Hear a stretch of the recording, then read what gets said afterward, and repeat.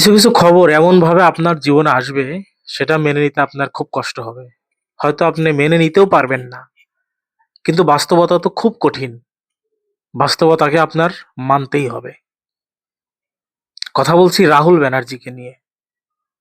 আমাদের ছোটবেলার সুপারস্টার, আমাদের ছোটবেলার মেগাস্টার রাহুল ব্যানার্জি। রাহুল ব্যানার্জি আমাদের মাঝে আর নেই। গতকাল একটা রোড অ্যাক্সিডেন্টে রাহুল ব্যানার্জি মারা গেছেন। এমন খবর শুনতে পাচ্ছি গতকাল সোশ্যাল মিডিয়ায়। কলকাতার অনেক ইউটিউবার সেটা নিয়ে ভিডিও বানিয়েছে। আমাদের বাংলাদেশ থেকেও নিউজ চ্যানেলে নিউজ হয়েছে। কিন্তু তারপরেও বিষয়টা আমার কাছে এখনো বিশ্বাস হচ্ছে না। আমার কাছে মনে হচ্ছে রাহুল ব্যানার্জির এই খবরটা মিথ্যা হোক। রাহুল ব্যানার্জি আমাদের মাঝে আবার ফিরে আসুক। হয়তো রাহুল ব্যানার্জি এখন আর কোনো সিনেমা করে না, এখন কোনো নাটক করে না। তারপরেও রাহুল ব্যানার্জি আমাদের কাছে অনেক প্রিয়। কেন প্রিয় সেটাই একটু ডিটেইলস আলোচনা করব।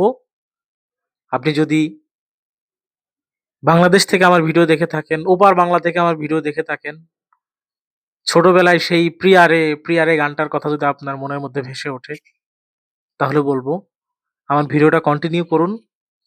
হয়তো আমার এই ভিডিওটা আপনাকে ছোটবেলায় আপনার ফিরিয়ে নিয়ে যেতে পারে। সেই ছোটবেলায়, যে ছোটবেলায় আপনি স্কুল থেকে এসে ব্যাগটা রেখেই আগে টেলিভিশনটা অন করেছেন, সঙ্গীত বাংলা দিয়েছেন, তারপরে সেই গানটা বেজে উঠেছে, প্রিয়ারে প্রিয়ারে। আরো অনেক গান, ঝিরি ঝিরি স্বপ্ন ছোঁয়া, বাতাসে গুনগুন। এক কথায় চিরদিনই তুমি যে আমার মুভির সবগুলো গানই সুন্দর। সঙ্গীত বাংলা যখনই দিয়েছি, দিনে হোক রাতে হোক, রাহুল ব্যানার্জির গান ছাড়া আর কিছু দেখতে পাই নাই। তখন ওই সময়টাতে স্কুলে যাওয়ার সময়, স্কুল থেকে ফেরার পথে, ফিরে এসে শুধু ওই গানগুলি আমরা দেখেছি। অপেক্ষায় থেকেছি কবে রবিবার আসবে, কবে স্টার জলসায়, জলসা মুভিজে চিরদিনই তুমি যে আমার মুভি দিবে। তখন প্রেম ভালোবাসা কি বুঝতাম না আমরা। তখন ওই চিরদিনই তুমি যে আমার মুভি দেখে মনে হতো যে প্রেম মনে হয় এরকমই হয়, ভালোবাসা মনে হয় এরকমই হয়। তখন সুপারস্টার কি, মেগা স্টার কি, কে বড় নায়ক, কে ছোট নায়ক, এগুলো আমরা বুঝতাম না। সত্যি কথা, আমরা ছোট ছিলাম। আমরা তখন একটা নামই চিনতাম, রাহুল ব্যানার্জি। মনে হতো যে এ মনে হয় সারা পৃথিবীর মধ্যে সেরা নায়ক। তাই না? আমরা তাকে পছন্দ করতাম। আমরা তো এত কিছু বুঝতাম না যে কে সবচেয়ে বেশি পারিশ্রমিক নেয়, কে সবচেয়ে বড় হিরো, এগুলো আমরা বুঝতাম না। আমরা বুঝতাম যে রাহুল ব্যানার্জি মনে হয় যে মানে আমাদের এর চেয়ে বড় সুপারস্টার, এর চেয়ে বড় মেগা স্টার আর কিছুই নাই। রাহুল ব্যানার্জি আমাদের কাছে আবেগের একটা নাম। খুব পছন্দের একজন মানুষ রাহুল ব্যানার্জি। দুর্দান্ত অভিনেতা। তার অভিনয় নিয়ে আমার মতো এই ক্ষুদ্র মানুষের বলার মতো কোনো ভাষা নেই। আমি বলতে পারব না তাকে। প্রচন্ড মেধাবী একজন অভিনেতা, প্রচন্ড ভালো একজন অভিনেতা।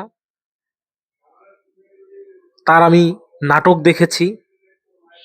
একটা নাটকের কথা আমার মনে আছে। তুমি আসবে বলে একটা নাটক ছিল। আমার ভীষণ পছন্দ ছিল স্টার জলসায় সেই নাটকটা।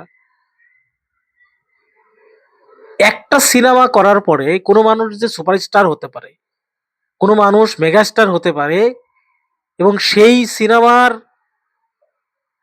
কথা মানুষ ২০ বছর পরেও বলে, সেই সিনেমার গান মানুষ ২০ বছর পরেও শোনে,